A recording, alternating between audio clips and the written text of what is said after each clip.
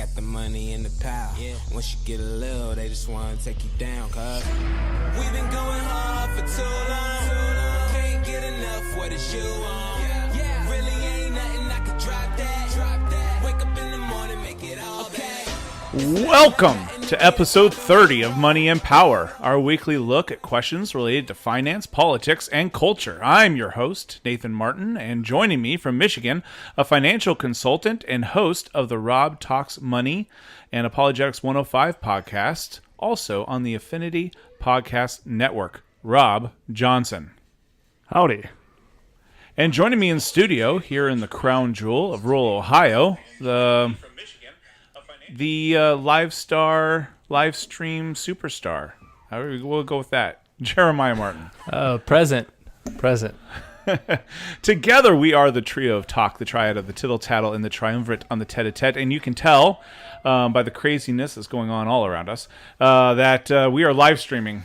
And so when we're live streaming, man, we're live, and a whole bunch of craziness can happen. So glad you can join us, but we have a pretty awesome show, a election recap and such. And so before we get into all of that, how was your guys' election day? It was incredibly busy for me. Just wrapping up some work stuff and traveling pretty much all over the state. Went from Toledo all the way down to Cincinnati, back up to Columbus, back down to Cincinnati over the past couple of days. And but yeah, it was fun. Got to meet a lot of people and overall have a pretty good time. So, but busy, but I'm, as always, I'm here. I'm present. All right. Hey, Rob, and how about you? Things went good. Things went exactly as expected. There were really no huge upsets in Michigan, and it was a pretty good night. So nothing crazy. I understand. Yeah, it's same for me. It was Ohio. Things went pretty well, and I mean, actually went better than I expected at Ohio, to be honest with you. Yeah, for sure. Same here. So good news on that front. Yeah, and you guys know by my text messages, I was kind of going like, "Oh, this is the end of the world. Oh, this might actually be the awesome." And it was back and forth, and it ended up exactly where all the polling told us that it would be, which go figure. So anyways, we are live streaming. So if you have questions, please feel free to ask those. We'll get to those. And with that, now it is time for our look back at the weird, the inane, and the general happenings going on in the world by the crazy people who happen to live here, not including the election. News bits. News bits. Show me your bits of news. All right. So, Jeremiah, what do you got? All right. So recently, there was a bit of a kerfuffle with a teacher and a student, and it's led to some interesting conversations. So this is out of Los Angeles. A video posted to social media shows Riley, who is black, repeatedly hitting the student, who returns some of the blows. Basically, a teacher got into an altercation with a student. First of all, asked the student to remove himself from the classroom because he was in improper uniform or something like that. The student refused, threw out several racial slurs, got into his face, was yelling at him, and then ultimately the teacher said, "Enough is enough," punched him in the face, and so some of the blowback is interesting because you have some people saying the teacher should be fired, the teacher should be removed, but then interestingly, there has been more than $90,000 raised for the teacher through GoFundMe, and so parents and others are from the area and outside of the area are throwing their support behind him. So very, very interesting story. Have you guys been keeping up? Have you seen this? Nope. Yeah.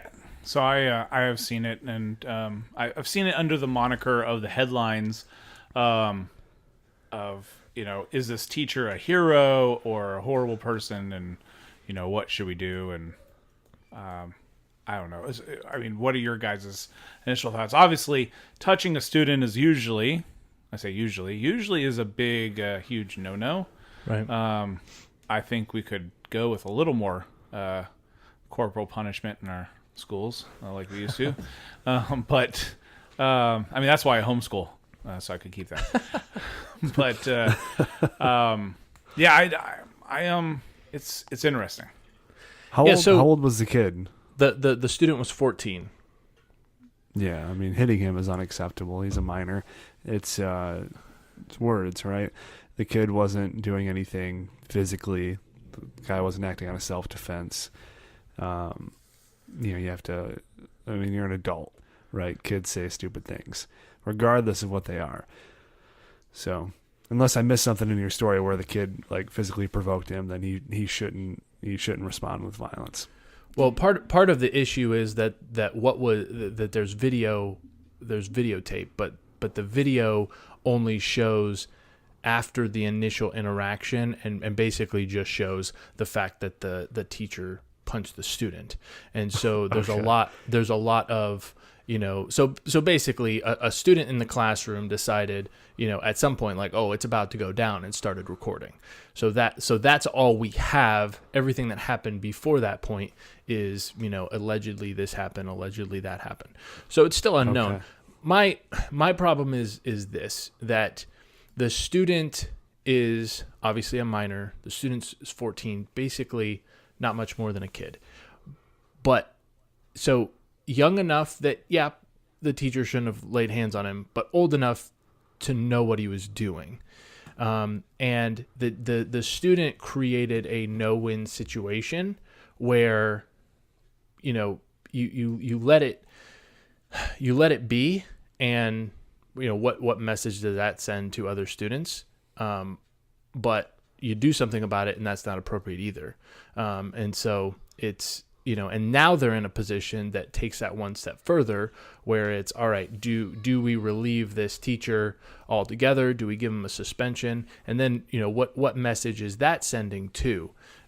So it's it's definitely interesting. I would not claim that this guy's some sort of hero, but I do think it speaks to a bigger issue. Nathan alluded to this, of corporal punishment in schools, and what can be done, and currently really nothing can be done to students that are even obviously out of line. So it's really just a catch-22. There is no good solution to this to this issue, especially once it's already occurred.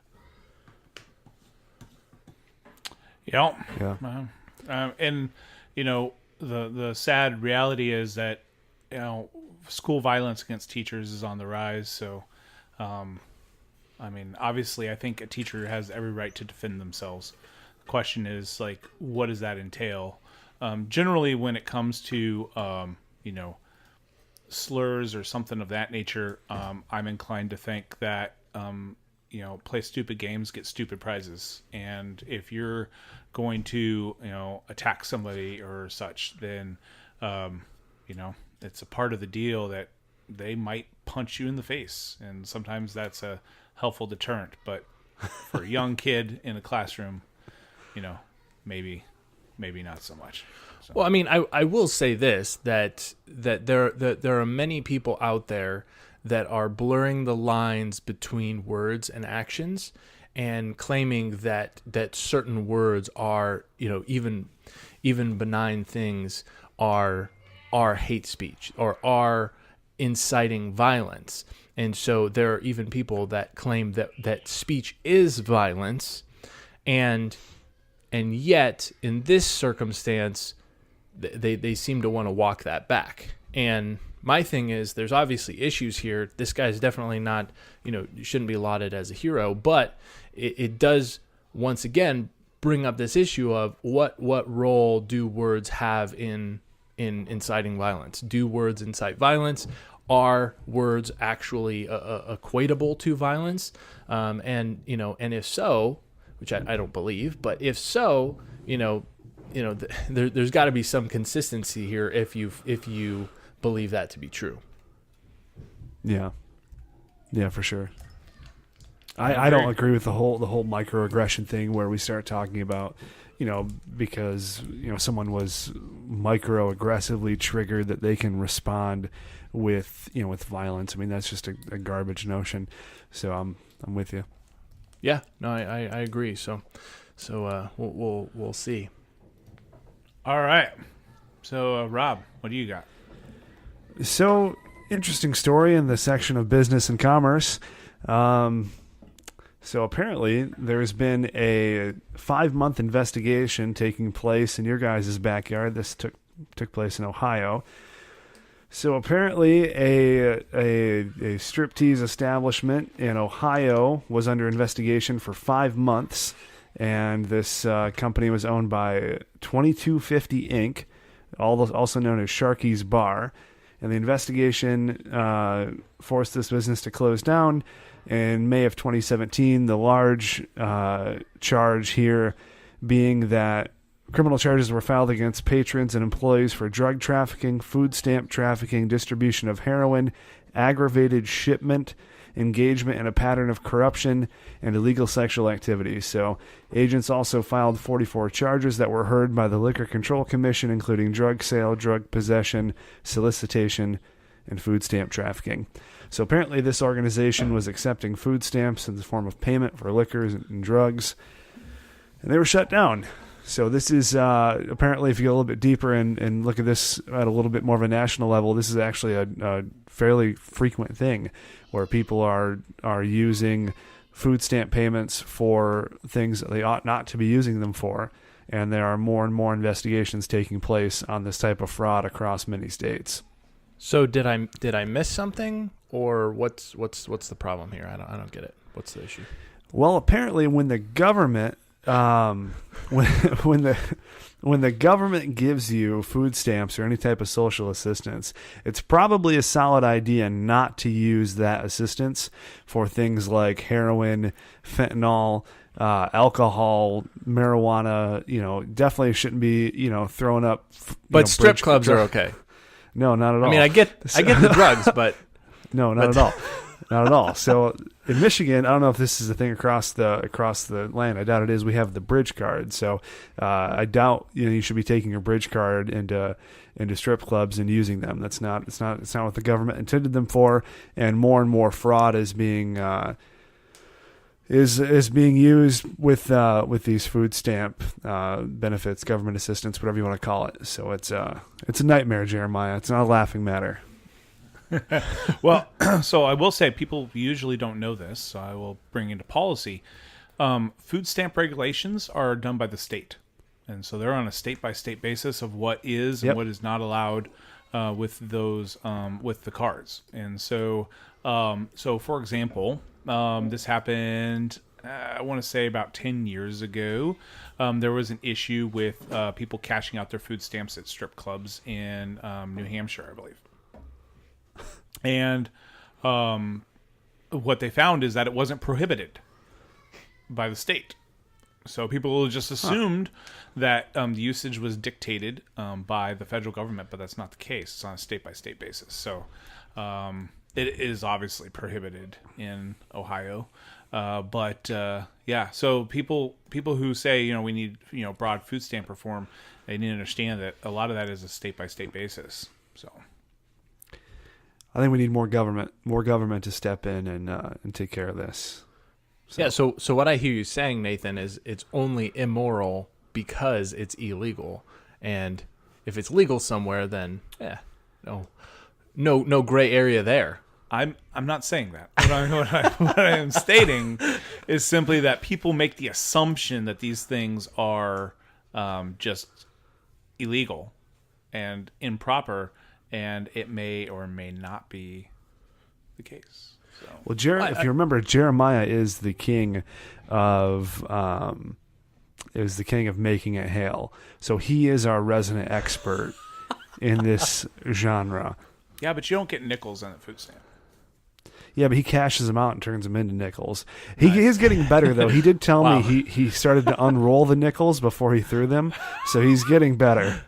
Well, yeah, you don't That's want to. so much work. You don't want to. Wow. What is it? How many nickels are in a package? Is it $2? I think it's $2. Right? Two or five. No, 5 is dimes. So it's okay. $2. So $2 on a roll of Who's the nickels. expert now, Nathan? I'm just saying. I only carry So you don't wanna- hundreds. Sorry, guys. You don't want to throw. You want to throw $2. It kind of defeats the whole purpose of making change with nickels. Just saying. Well, like I said, he's getting better. He was, concussions abound, but he's doing better. So He is. good for you. He is. Yeah, only minor nicks and scratches. Nickel All right. Nicks. So, Lord have mercy. All right. So my news bit, and I was going to play this video, and I don't think I'm going to be able to do it, but it's basically the most Wisconsin thing ever. Dateline, Milwaukee. This story goes to say that she's a cheese whiz. There is a Wisconsin woman. So essentially at a Milwaukee Bucks game, they had a game. So if you've ever been to an NBA game, a lot of times they have this where they'll ask a player, pre-recorded, they'll ask a player to name off several items, right? Types of items. And you, as a fan, you have a chance to beat that score. If you beat that score, you get prizes. And so Jamie Keisel is a 35-year-old human resource manager for Kohl's. She was going against Bucks player Sterling Brown. So Sterling Brown, in the pre-recorded segment, he named 17 types of cheese, which in its own right is pretty impressive. And however, not to be outdone, she was able to name in 30 seconds 27 types of cheese. And asked how she knew so many, Keisel replied, "I've lived in Wisconsin my whole life."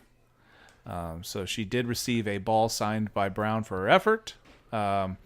And she's said, one of the team's directors said that she's by far the best contestant we've had. So my question is, how many types of cheese can you guys name in 30 seconds? Do you think you can beat 27? I didn't even know that there are 27 types of cheese, period. No less that, to have them all memorized. But here's the thing as it relates to kind of memory and recall. Like, let's just think of the 50 United States, right? How many states could you name in 30 seconds? Well, you might be able to name, 30 or 40, but 30, let's say. But you're not going to be able, you might know all 50 states, but it doesn't necessarily mean that you can recall all 50 states in a high pressure situation. Yeah. So you have to know a significant amount of cheeses, like a lot of cheeses, that if she was able to sit down and just write them out, I'm just wondering, like, how many types of cheeses could she have written out? 100, 150? If she had some time, the fact that like that whittled down to right off the top of her head, 27 types of cheeses, I'm impressed. All right, I'm going to try to play this, and hopefully we get sound. So if not, we'll see here. But let me see if I can play this. All right, so Rob wasn't able to hear it, but everyone else was able to hear it. So, anyways, that was that streaming out to the live? Yeah, theoretically. Yeah, it's streamed out to the live. So, yeah. So, anyways, there was a lot in there. There was Munster, Swiss, Buffalo. I didn't even know that was a type of cheese. So I just heard her do 27 types of cheese, and I still don't think I could do more than 5. Yeah, well, the clip picks up at 10, so you only heard 17. So you had 10 others before that even started. Oh, that would have been much better. I couldn't find a full clip. Right. We need to get this lady on the podcast. This is I just A true American hero is what I see. So the amazing thing is that she has a cheesehead square from like a Packers game, right? We've all seen the cheeseheads. She has that on her head at the game. So I don't know, and it's possible they put it on her to get on the cam to do it. I don't know, but it's just it's very Wisconsin. Very Wisconsin. If I could use the different variations of like cheddar, like sharp cheddar, mild cheddar, then I think I could probably get 10 to 15. Extra sharp cheddar. Extra sharp cheddar. Like super sharp cheddar. All right, so I think I could do it. We're going to play a game then. So Jeremiah mentioned that under high pressure situations, how many can you name? So here we're going to do. Oh my gosh. Jeremiah, are you ready?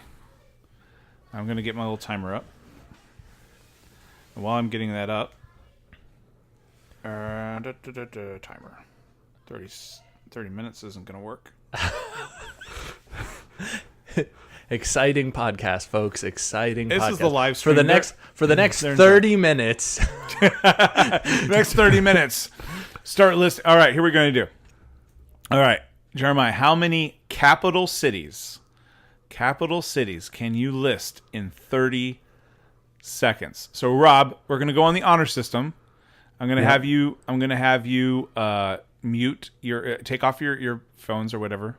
And I have to do this as well. Yeah, you're going to see. I'm going to see which one of you wins. And so make sure U.S. capitals or U.S. capitals, world capitals, state capitals. So and then so Rob, I will wave at you. Okay. When you're ready to get back on. All right. All right. I'm going dark. All right. So he's going dark. All right, Jeremiah, are you ready? No, I'm not. On your mark. Get set. Go. Are you counting? Yeah. Okay. Are you counting or should I? I'm counting. Okay, you're counting. I my will numbers. take. Okay. All right, go ahead. On your mark. Get set. Go. Columbus, Harrisburg, Tallahassee. I'm thinking of a bunch of cities that aren't capitals. Louisville. No, it's not. That's not. See.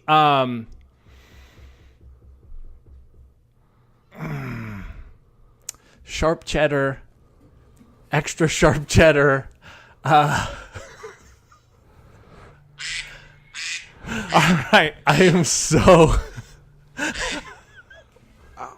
That was. All right. Go ahead, Rob. Not that it matters. Not. Yeah, okay. Sean Robb in the comments has a really good point. He says Rob is secretly Googling it right now. Well, FYI, Sean, I only use Bing, so you're wrong. And I don't think it matters. So No, it for sure does not. Rob, It for sure does not. Jeremiah got 3. Really? Wow. Okay. I can do 3 for state sure. capitals in 30 seconds. So this All right. is so on your mark. And I'm going to be counting. So we'll clear Okay. that up. On your mark, get set, go. Lansing, Indianapolis, Tallahassee. Let's see, Sacramento, Olympia, Augustus, Maine, New York City, Richmond, Topeka. Think of the Dakotas. There's Bismarck and St. Pierre. That's it. Okay. You got 8. That's not bad. Did you get Bismarck and St. Pierre? Did those count? No, you didn't get them under the thing. And Oh, I did it's too. Not, it's I not didn't hear the Saint duck. Pierre. What is And it? It's Pierre, Oh, forgive me. not Saint Pierre.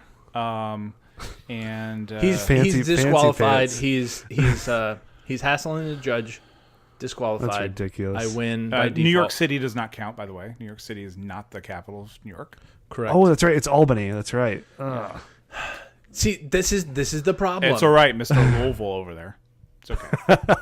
It's all right. No, so to be fair, so my grandpa used to always have this joke: is the capital of Kentucky pronounced Louisville or Louisville? And then, it's a trick question, obviously, but that's where my mind went. So all the times that you've had this joke, you didn't learn anything. Nope. Let's talk about Canadian capitals. I'll kick your guys' butts. Canadian capitals? You're Yeah. going to do better on Canadian capitals? Really? Probably. You have a Canadian on here. Actually, you have the Canadian on here. Can probably... Jeremiah is Canadian. Is he? Nope. Oh, that's cool. All right, let's get into the election. People on the chat are clamoring for it. What? People on the chat, they want the election recap. They're ready. The election recap. So as everyone is well aware, yesterday was a very important day. The most important day in our lifetimes. I actually do want to talk about that too. But yesterday was our midterm elections, and everyone knows what that means, right? You know what they say? They say that you are not allowed to put out Christmas decorations until after Election Day. Very, very common saying. And so what that means, my wife and I, we got a head start. We already have our Christmas tree up, but in honor of it being November and being after the election, and so it is well within our rights to decorate for Christmas, I am prepared to talk about the election now. Nice. Nice. So it's going to be a delayed reaction because Rob can't see you. He can only hear you rustling around. Well, luckily, I have the live stream pulled up, so I can see him at a 5-second delay. All right. Perfect. So he's got a stupid Christmas sweater on now. It is a Christmas jacket. Oh, you got to stand up. Stand up for the people at home. So that is... You look foolish. Looks amazing. What are you talking about, Rob? So, oh man, I've just been chomping at the bit to reveal this, and that is the saying, right? No Christmas decorations till after Election Day. I think I heard that someplace. I don't know what kind of arbitrary crap people are talking about. I put up Christmas decorations whenever the heck I want. This is actually a good segue. Talking about election stuff, we've got all this division in our country. It's true. We've got all this just animus. We've got all of this just bickering back and forth over issues that may or may not actually mean anything down the road. I think that what we need as a culture is not less cheer and jolly. It's more. I mean, More. So I don't see any reason why President Trump just doesn't sign an executive order to make the Christmas season last even longer. Officially starting, 2 months before, let's say. And that's a conservative estimate, I'd say. And, and then obviously you have to say Merry Christmas. That's a given. None of this war on Christmas crap. Sure. So... Didn't you watch Charlie Brown? It's if you extend the Christmas season, that's just extending commercialism and capitalism and all of these toxic ideals. There's nothing toxic about Christmas. That's only if you buy into those things. That's right. That's You already did. You bought that sounds jacket. that sounds like a Rob issue. Yeah, that could literally apply to anything. You bought that jacket. You're already buying into it. All right, so the election. All right, so I'm going to click it on to me now. All right, so for the election, the polls were exactly right. A friend of mine, Patrick Ruffini, he posted that the polls were pretty much all dead on the modeling and everything pretty much aligned to where the polling was. And ended up being there. You can point to a couple kind of outliers. Indiana, a little bit, although it was within the margin of error, and so was Florida. So overall, the polls kind of lined up, and that is what happened. So we have a Republican Senate. They gained more seats. So if you want to be a conservative judge, come on down. You're getting on. Now is your time. Democrats have invested in new spare robot parts for Ruth Bader Ginsburg. And we're going to hold that puppy out. And yeah, so that's it. So on the House side, the Republicans lost the House, and Trump today endorsed Nancy Pelosi for Speaker. Yes. Can't make this stuff up. Which is funny because no one in her own party, like there's no one, but there's people in her own party who don't even want her. There are 58 Democrats on the Never Pelosi list. Now, Yeah, no, that's part of some of them did not win. That's part of the joke is Yeah. So yeah, across the nation, we had some firsts. Much to Elizabeth Warren's chagrin, we actually have the first female Native American elected to Congress. She also happens to be, I believe, openly gay. Elizabeth Warren? I think that no, the person elected to Congress, and I don't have it in front of me. And now that I've said that she's probably not. I probably just read that somewhere. But anyways, sorry. But anyways, so momentous occasion on that one. And then also the first openly gay governor of Colorado. And over 100 women elected to office across the nation. The first female from Tennessee. From female senator from Tennessee and Marsha Blackburn, although nobody cares about that because it's a Republican. So obviously identity politics doesn't matter when it comes to a Republican. So we don't care about that. We have a African-American senator from South Carolina, but that doesn't matter because he's not socialist or something. And we also have a few more Muslims, I believe. Anyways, across the board, we got stuff, and so let's look at the upsides from Nathan's upsides. Nathan's upsides, we don't have any Beto, or as I like to call him, Robert Francis, because that's his actual name. So he spent $60 million to get an L, but it was close, and I'll talk a little more about Texas a little bit later. But we did hold Florida, so no Gillum in Florida, and we had a pickup as well as Governor Scott became Senator Scott, or will become Senator Scott down there. So, anyways, that's kind of an over cap. Right now, I think that it's the Democrats are at plus 26.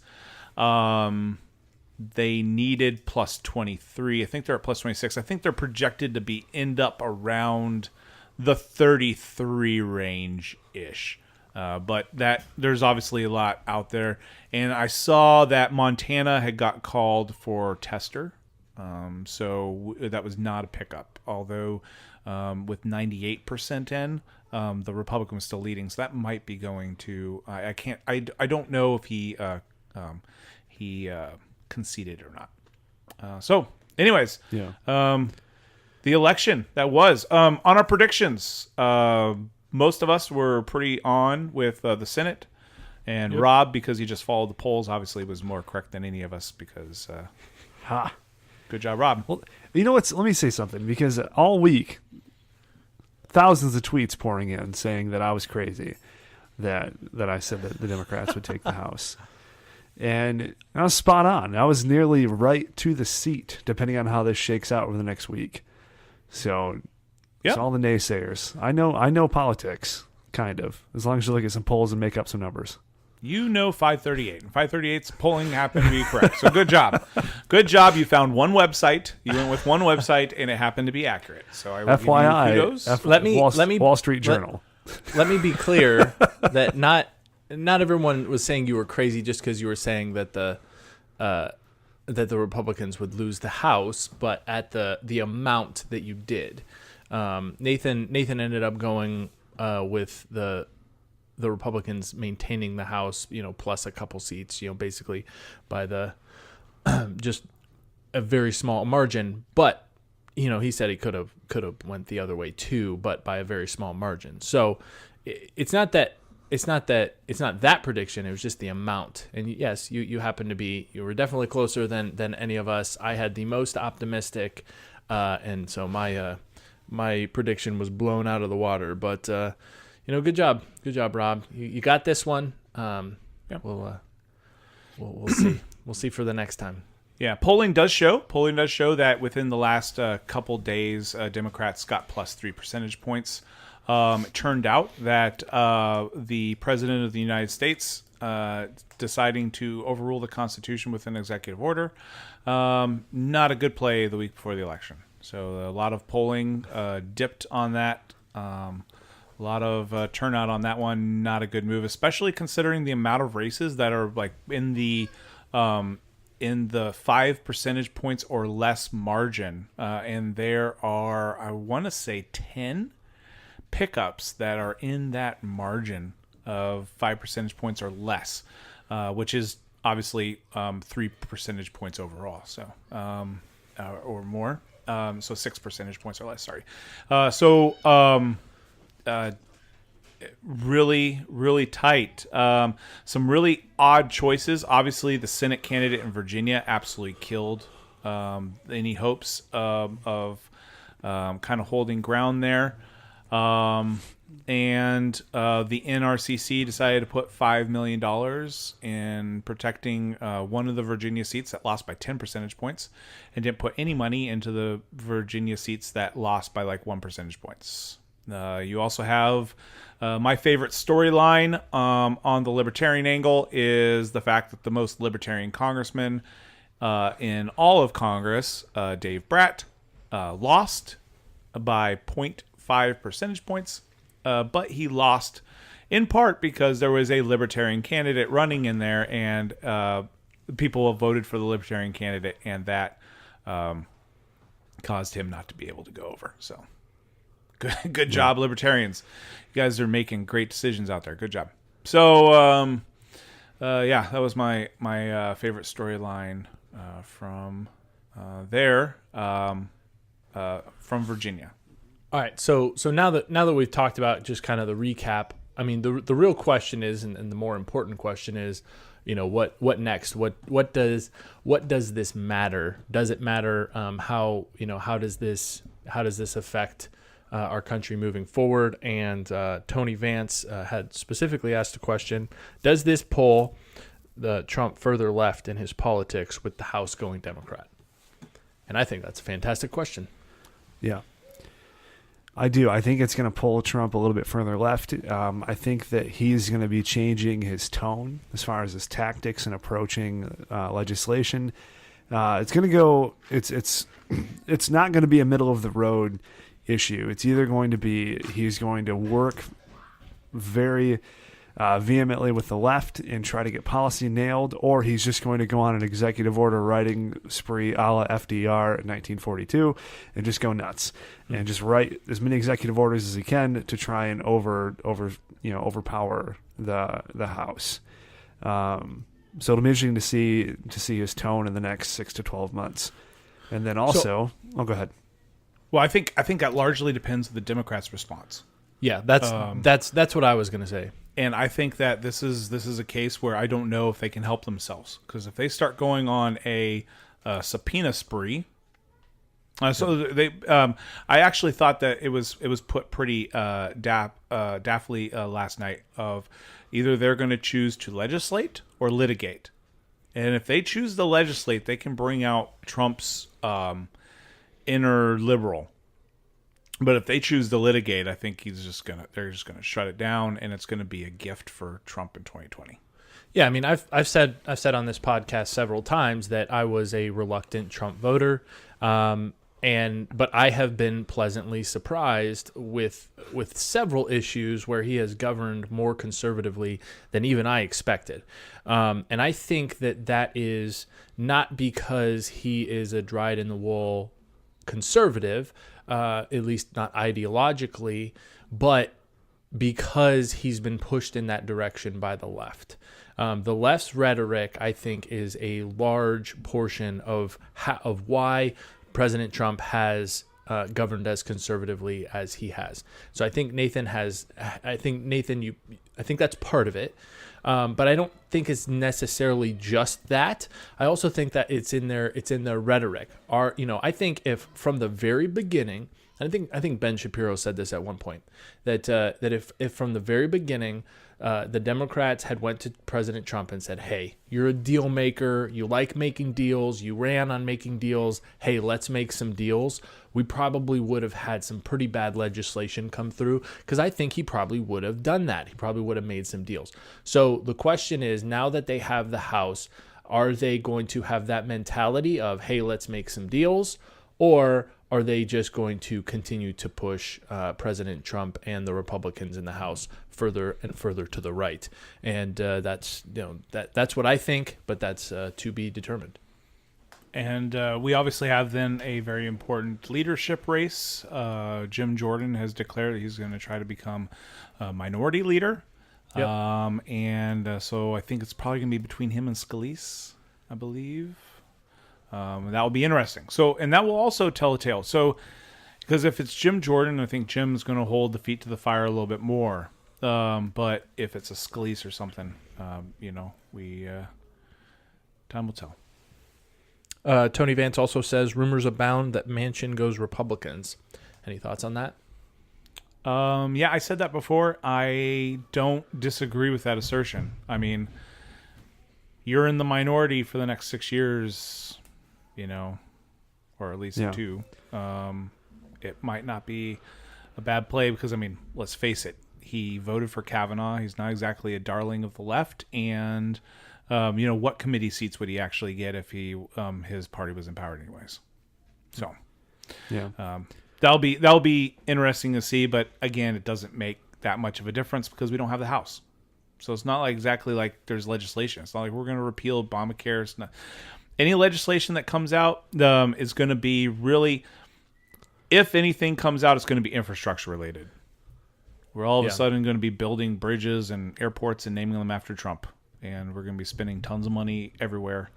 And that's the only thing I can really see the left working with Donald Trump on. I mean, everything else, agenda-wise, they've basically called him Hitler on everything. I don't know exactly how that works. Hey, I know that I equated you with murdering 63 million people, but let's start working together, man.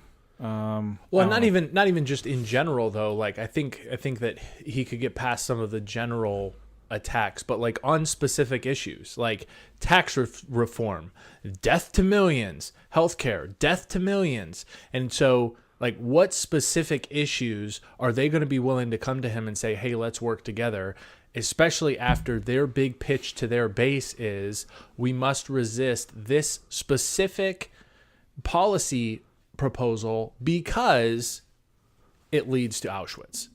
And I personally, I don't see the Democrats doing that. I don't think, I can't see the Democrat base being happy with that whatsoever. I mean, you have people like literally crying about Gillum and Abrams losing, and don't get me started on the whole Beto cult. So I just don't see how that meshes with all of a sudden, Nancy Pelosi is going to start cutting deals. I mean, how does that get her elected speaker? Yeah. So it's gonna be gridlock for 2 years, in my opinion. I don't think much is gonna get done. It's gonna be a lot of political posturing for 2020 with the promise that after 2020 things are gonna start getting done. Push judges through. Judges after judges after judges. That's all I care. I mean, and frankly, you know what? Gridlock in our system is a feature. It's not a bug, and I could care less. So do it. Yeah, I mean, think about it. Like from all your confirmations go through the Senate. All your judges go through the Senate. The purse strings are supposed to go through the House, but we can pass stuff through the Senate first, send it to the House, and then tinker with it there. I mean, at the end of the day, gridlock and basically the forcing the Democrats to either put up or shut up on actually passing legislation. We'll see.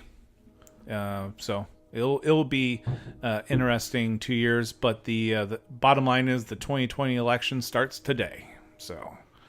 Yep. So with that, one of the things we had on the docket is kind of talking about, our initial thoughts of what does 2020 look like? Are there going to be any Republican primaries? Is anyone going to primary Trump? Who do we have on the docket for the Democratic side? What are your guys' thoughts on that? So, go ahead, Nathan. Or you want me to go? Go ahead. So I look at probably 4 candidates for the left that are serious. I know a lot of people are thinking that Beto, because I think if he ran in 2020, he would get ousted pretty quickly, because Trump would play on the fact that he's already lost once, and that would be, you're already a loser. So why are you trying again? And I think that's going to be a tough hill for him to climb. The 4 people I'm looking at right now are Biden, Booker, Warren, and Harris. So Joe Biden, obviously former VP, Senator Cory Booker, sitting senator, Elizabeth Warren and Kamala Harris, both sitting senators. I think all 4 of them are probably going to enter the primary as the top 4. And if I had to bet, I would probably say Kamala Harris is going to be the 2020 nominee. Or primary nominee for the Democrats. That's my guess. Interesting. Jeremiah. Yeah, I think those are likely candidates. I do think that Beto O'Rourke, I think he'll put his himself into the ring. He one of his strongest suits was in fundraising, and so he's got connections there. So I'm not saying it's going to go well for him, but I think that's a possibility. The 4 that you mentioned are definitely possibilities. Trying to look here. Real quick on the Beto thing, do you think it's more that he's good at fundraising or that people just hated Ted Cruz? Both. Yeah, I would say it's both, but I do think that a lot of that will go into a presidential, because the type of people that are going to hate Cruz are also going to hate Trump, if not even more so. And if nothing else, he's got the street cred of going against Cruz, and from their perspective, getting pretty dang close for Texas. We are in the era of the cult of personality. And so they had their cult of personality in Obama. Little substance, little governance, great campaigner. We had our cult of personality in Trump. Same thing. Now they're going to go for their next cult of personality. So I don't think it's going to be Biden. I don't think Biden's going to be able to, if it's a Biden versus Beto thing, they're going to go with the younger, cooler, punk rock, whatever. What about Bernie, though? Like, Bernie was 100 and people loved him. Yeah, but he was like a little, he was a cult of personality. I mean, it's not like Trump was a young, good-looking person. I don't think anyone ever alleged that. Well, you know what I'm saying? Like, a cult of personality doesn't have to be like the dynamic rock star. It's just like Biden has some baggage there, and I just like what's going to play with the Iowa folks. The issue is that he did very well with exurban and urban areas, but not in rural areas. And so how does that play in Iowa? I don't know.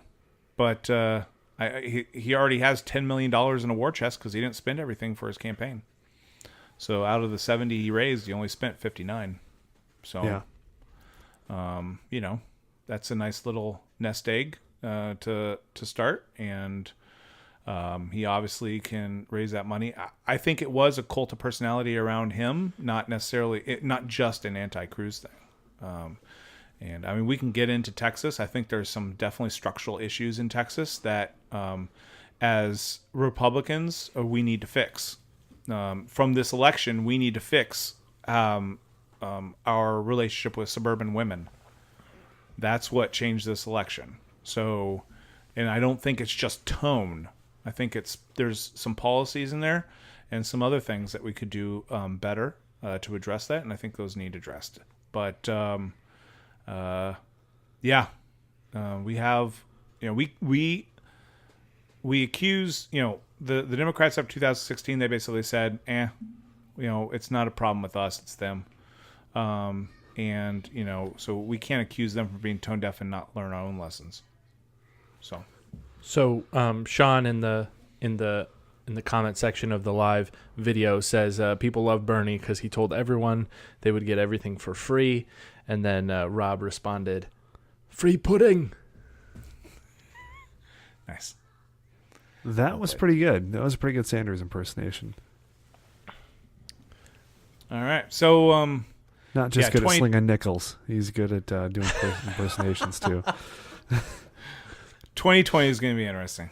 So let me start. It's going to start here soon. So let me ask you this. So with the constant roller coaster that 2016 was, obviously ramping up from the 2014 midterms, where do you remember where we were at this point with Democrats and Republicans in the primary, or like let's say early 2015? Because I don't even think Trump was officially in at that point. No, he joined in the fall of it was April 2015. Okay. We were like 16, 17 deep at that point. Right. And they'll be about the same. The better but that was for an open. I don't think they will be about the same. I take that back. The better look is where we were at in 2011, going up against an incumbent. Just coming off a big wave. We had just gotten the House. We couldn't really pull off the Senate quite in 2010, and going against a incumbent who had won the Electoral College in a landslide, but had enacted some unpopular policies that were not popular, was vulnerable. That's kind of the best thing. And I think at that point we probably had a solid 8. And I think that's probably where they're going to be. They're going to be 8 to a dozen. That'll make serious runs at Iowa. So from Reuters.com, this is a list of potential Democrat challengers: Joe Biden, Bernie Sanders, Elizabeth Warren, Kamala Harris, Cory Booker, Beto O'Rourke, Kirsten Gillibrand, Michael Bloomberg, Andrew Cuomo, Eric Holder, Terry McAuliffe, Steve Bullock. Is Klobuchar on there?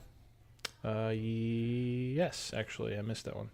Yes. I mean, she's really the only Democrat that came across smelling like roses after the whole Kavanaugh thing. Which one was that? Amy Klobuchar. Amy Klobuchar, yeah. Okay. Yeah. Yeah, I don't know. It's going to be an interesting 2020. I think I'll give you my 2020 November 7th predictions. I don't know when the election is in 2020. I'm just assuming the day after elections. I think we're going to have a Democratic president, Republican Senate, and a Democratic House. That is my opinion. So she's, real quick, Amy Klobuchar was the one that asked Kavanaugh if he drank beer, and when he turned it around on her to say, I don't know, have you? So, stupid. 2020, gentlemen. 2020. I disagree. I think Trump's going to win re-election. Okay. Yeah, we'll see. So, bet 100. I mean, a lot can change in that time, but yeah, I'd be willing to put 100 on it. All right. Yeah. Very good. I'll do it. We're in different states, so we can't shake hands. But podcast listeners, you can consider this our verbal handshake. 2 claps and a Ric Flair. Woo! All right. All right, that's. I'm gonna let you do that one alone, just so it looks good on the video. Hey, that's all right. Fine. Be the way. Okay. Anything else before we move on? Nope. All right. Any other questions in the? I can't see the questions in the. No, there's nothing else. No, nothing. We did have 12 people on the live feed, which is more than we've had in a while. But I guess that's what happens when we don't record at like 10:30 at night. I mean, so it is what it is. There's no way I could do that. So we actually have a sponsor. Tell us about this, Rob. We had the opportunity to start working with Hover. So Hover.com is a premier domain service. So basically at Hover, how it works is you go and you have an idea, whether it's a new business or a blog or a podcast, and you need a URL. So Hover will provide you a URL, an email. They'll get everything set up. And the thing I like about Hover is, one, it's a super clean website. And the second thing is that it's all inclusive. So if you've ever used other domain services, a lot of times you'll go on there and they'll give you a price for the domain. But then as you're going through the checkout process, it'll say, well, what about secure lock? What about 256-bit encryption? What about all these things? What about Nathan eating a chalupa on camera? What about this? They'll ask the questions. Yeah, that's an extra fee right there. That's a Hover charges substantially for Nathan eating a chalupa on camera. That's good. That's all right. Awesome. But Hover it really is a premium brand, and they do a really good job of making sure that their clients are taken care of. Another thing that's good about them, their customer service. You call, 3 rings, actual human being will pick up, no robots. They're offering our listeners 10% off of all services, email, domains, transfers, the whole shebang. Hover.com/moneyempower for 10%. Awesome. Awesome. I was, for real talk, I was super excited about getting Hover as a sponsor. I reached out to them because I've been using Hover for at least 3 years for different domains and email services and basically anything related to that for the past couple years. So I was really excited to have them on board. So thanks, Hover, for supporting the show. That's hover.com/moneyandpower. Boom. All right. Parting shots. Jeremiah. All right. So Nathan alluded to this earlier. This idea of this being the most important election of our lifetime. And one of my friends posted on Facebook and said that, you know, he was going to start tracking time by how many most important elections he's been alive for. And so he's like, I'm 7 lifetimes old because the last 7 elections have been the most important elections of our lifetime.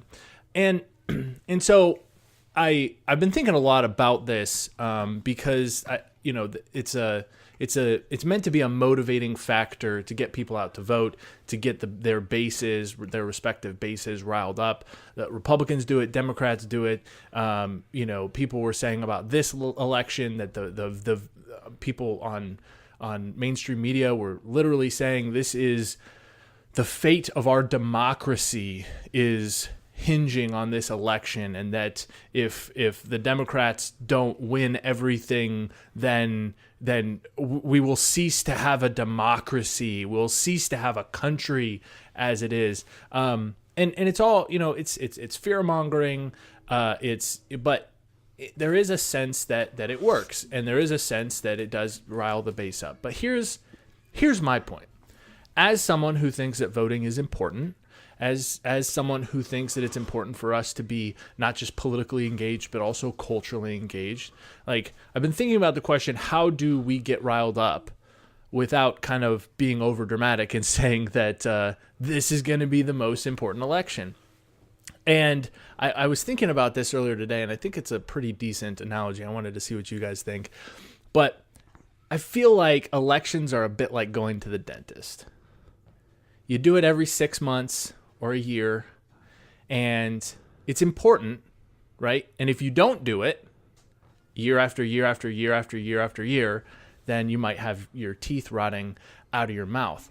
But so it's important, but who's saying like when they're going to the dentist, like this is going to be the most important thing I do in my lifetime? Definitely not British people. So it brings up the question, which is more important? Going to the dentist every 6 months or brushing your teeth every day? Like if you just go to the dentist every 6 months, but you don't brush your teeth every day, it's not gonna help you out. And so it's just got me thinking about this idea that, you know, we got to do both. We got to be engaged. We've got to be not just politically, but culturally engaged in our communities, engaged in our churches on a daily basis, getting out there, making a difference so that every day we're hopefully improving the lives of our families, of our communities, of our churches, of our country as a whole, little by little.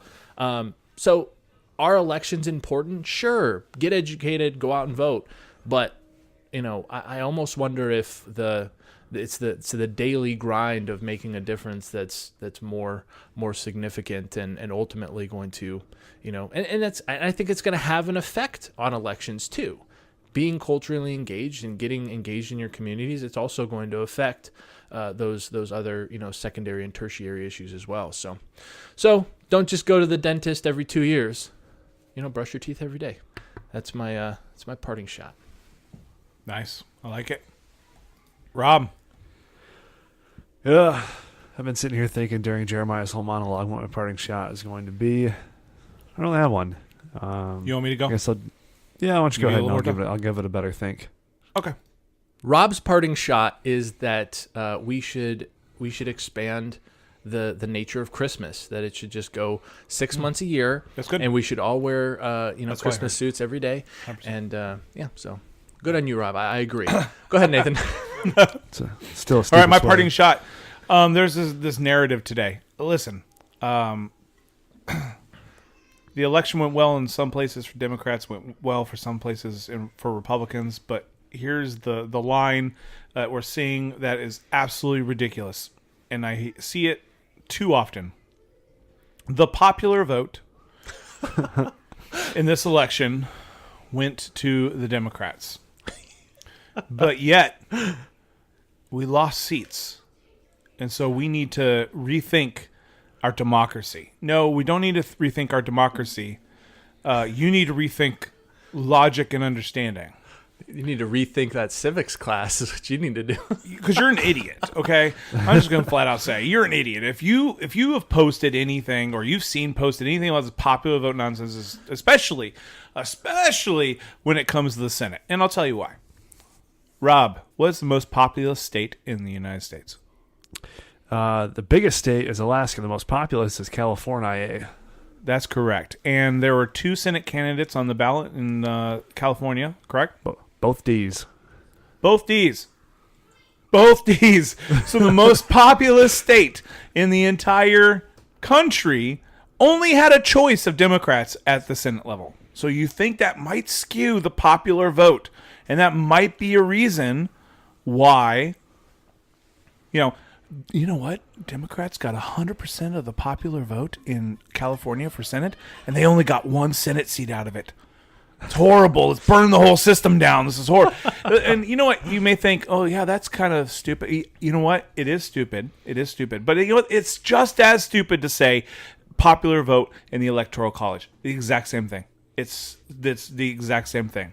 There's a reason that we are a republic and not a democracy. If you would like to be in a democracy, go somewhere else, right? Go somewhere else that cares. We're not a democracy. We're a republic. It's a beautiful thing that Texas is completely different than California, is completely different from New York, is completely different from Ohio, right? We are the laboratory of democracy. Every little state is the laboratory of democracy. And sometimes things don't go well or on a national level, but it is what it is. You can't just say, oh, we have so many more votes than everybody else. No, it doesn't work that way. Popular vote is a made-up term, period. It doesn't apply to presidential elections. It doesn't apply to House races. It doesn't apply to Senate races. Popular vote is a made-up term by people who want to legitimize when their candidate loses. Hillary Clinton didn't go visit Wisconsin. She hates people. She hates campaigning. She was a horrible candidate. But you know what? She won the popular vote. So obviously something's wrong with America. You know, how did she win the popular vote when the Russians interfered so much? I mean, you didn't think they would figure that out? I don't get it. Like, come on, people. Get it together and understand that just because your candidate or your party or whatever, you don't have to prove that it was a blue wave or a red wave. It doesn't matter. It was neither. What happened was we get picked up seats in the Senate for Republicans. Democrats got the House. It's a divided government. That's a great thing. Conflict and gridlock is a feature. It's not a bug. And let's embrace it. And let's move forward. And let's actually try to pass policies and ideas. Because the policies and ideas are not made up terms like the popular vote. And that is my parting shot.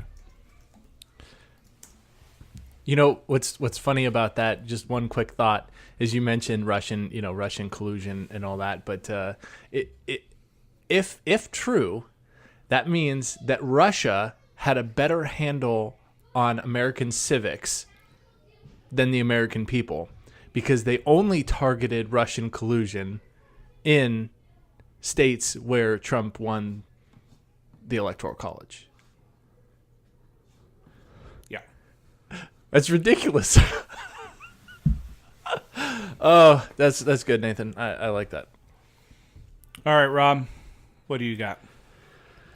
I don't know, man. I'm looking at this thing that Jeremiah sent me, and I don't know. There's really a lot. There's a lot going on in my life with with politics. So, I was going to talk about Jeff Sessions.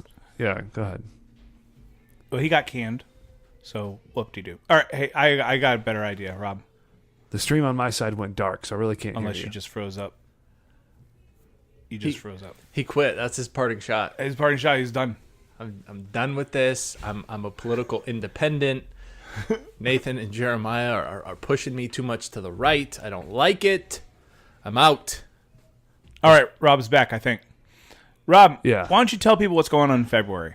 That'd be a good parting shot. Why don't you take care of it? Perfect. Yep, so in February, it's Valentine's Day. So on February 14th, what you're going to want to do is get your loved one a special gift, let them know that you care about them, and that's really it. Oh, and a couple weeks after that, we are having... What would be a good gift for a couple, maybe? That's excellent. Yeah, excellent. I think a great gift for a couple would be tickets to the first ever Money and Power live conference that's going down in Mansfield, and Ohio. He froze. Yes. Russian collusion. At it again. This has happened. All right. The first ever Money and Power conference. And it's being held in Mansfield, Ohio. And you can go to moneypowerpod.com/tickets for more information. And I think we lost Rob completely. Oh, goodness sakes. You couldn't hear me? Oh, now we can. And don't worry, I completed your sentence because we're good like that. And I told him all about the conference, so we're good. Bummer. All right. And I think we just need to close it up shop because you've frozen again. And the face that you have frozen on the live stream is amazing. In fact, I'm going to there we go. I'm putting that up for everybody to see. For